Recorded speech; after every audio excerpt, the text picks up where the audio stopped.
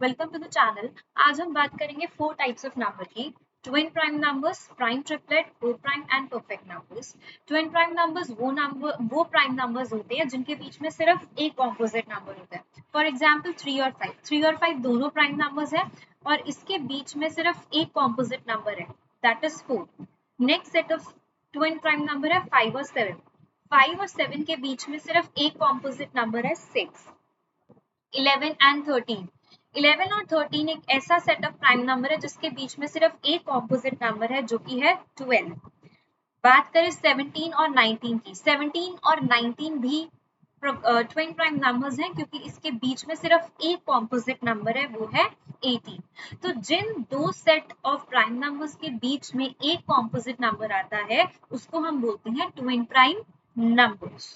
Now बात करते हैं प्राइम ट्रिपलेट की।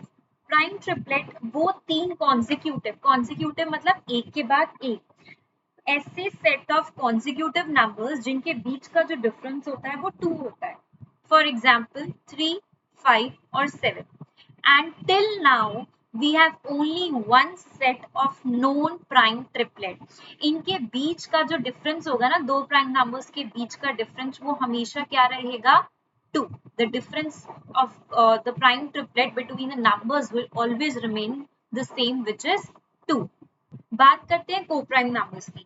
दो इसका नाम को प्राइम नंबर्स है, बट इसकी डेफिनेशन के according it says that it should not have any common factor between them. इनके बीच में कोई कॉमन फैक्टर नहीं होना चाहिए।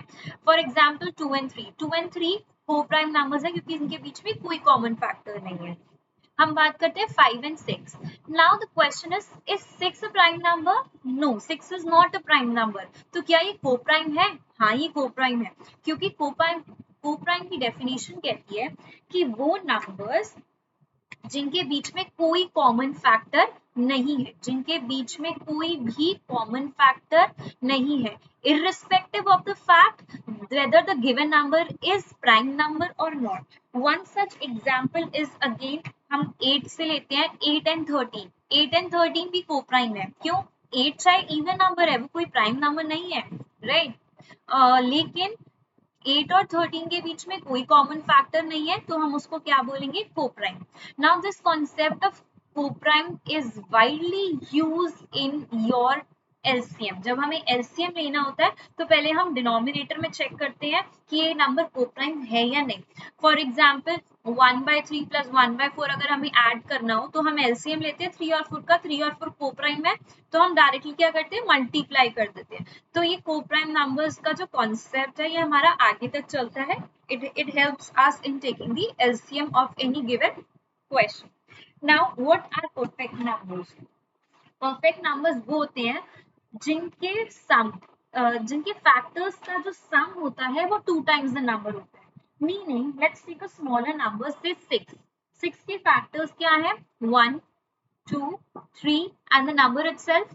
तो अगर हम इसको ऐड करेंगे ना, इसका जो सम होगा वो क्या होगा? Twice the given number. Twice the given number, that is 12। 6 + 3 9 + 2 11 + 1 12। So perfect numbers वो नंबर्स होते हैं जिनके फैक्टर्स का सम हमेशा क्या होता है?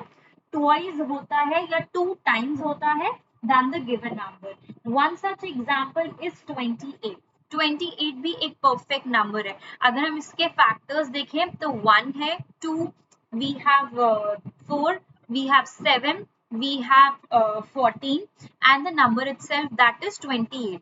आप इन सबको ऐड करो, जो आपका आंसर आएगा वो आएगा 56 और 28 2 times कितना होगा? 56। सो परफेक्ट नंबर्स वो नंबर्स होते हैं जिनका जो सम है वो 2 times होता है गिवन नंबर के। Thank you for watching the video. Please click on the subscribe button and do follow the channel. Thank you.